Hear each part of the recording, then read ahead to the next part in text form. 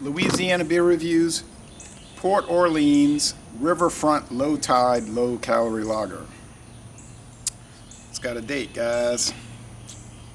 We're in good shape on the date. It's not a Best Buy date, it's a born on date.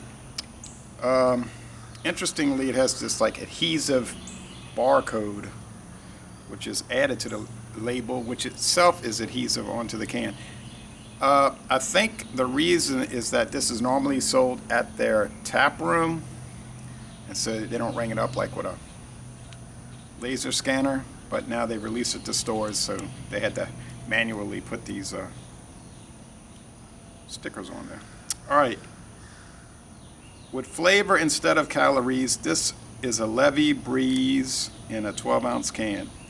On the scale, light to dark, very light. Malty to hoppy, very malty. Sweet to bitter, about 75% on the sweet side. Okay, Port Orleans Brewing Company, Chapatula Street, New Orleans, Louisiana. So there you go. This is the first video review for this light lager in the world. And there aren't going to be many written reviews for it either. So let's see what we get. Now there's a higher strength version called Riverfront. This is the lighter version. Now 4.5 is not what you normally think of with light beer, so they don't give the calorie count. Couldn't tell you. It's strange to me that all these craft beer companies are saying, like, check this out, we have a regular lager beer with corn and rice added, we got a light beer, you know, it's less filling, has great taste, and I'm thinking, I know I've heard that concept somewhere before. I don't think it was a craft beer origination. Anyway, and we got Dixie Beer making Dixie Ice beer, so, oh wow. This is cloudier than a, say, like a Miller Lite or a Miller High Life Light. Wouldn't call it a cloudy beer though, this relatively cloudy. Golden, bubbly. They say it's made with Louisiana rice. I was reading that on their website. Adjunct lager, all right. Okay.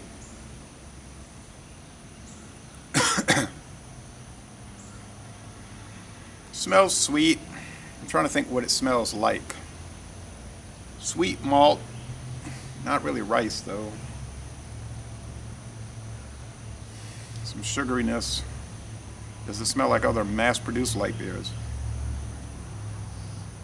Maybe like Milwaukee's Best Light, perhaps.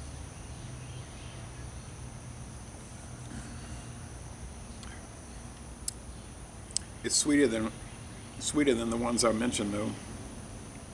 Much sweeter.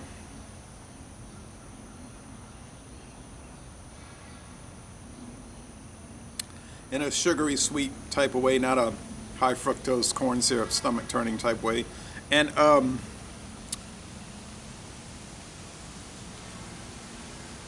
you get a little bit of white bread crust.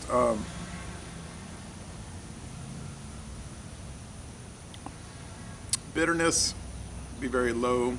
There is some though at the end of the sip, help round it out. Light bodied, crisp, clean, refreshing, like a Bud Light or a Michelob Light. Maybe, I know Michelob Light's 4.2, or is it 4.1, something like that.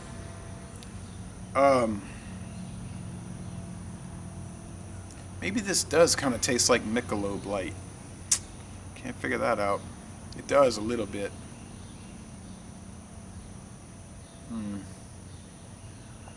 And it has more body than regular light beers, much like Michelob Light, which I have not had in a long time. I ought to go buy some, see if my friend David wants to do a duo review, because that's from 1978.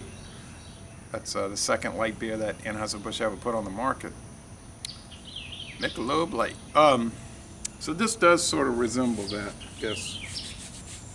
Yes.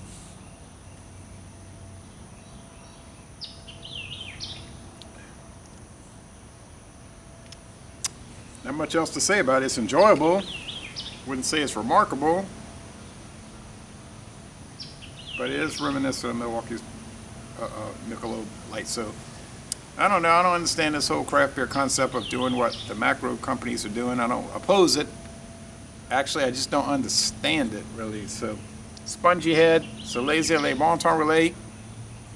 A delicious product, actually. I'll score it a 93. Yeah, it's worth that. It's in the most excellent range for a light beer. And so I'm going to end this review by saying, y'all come on down to southeastern Louisiana. And let me see how it pairs with these, DuPont. These crackers with the potted meat and the Valentina extra hot sauce.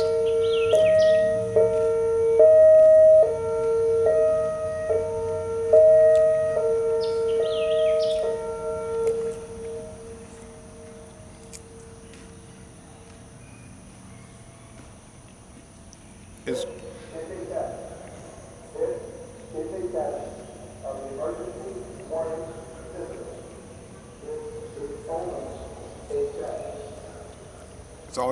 it's every Tuesday morning at 9, so if you hear that, you know when I recorded it.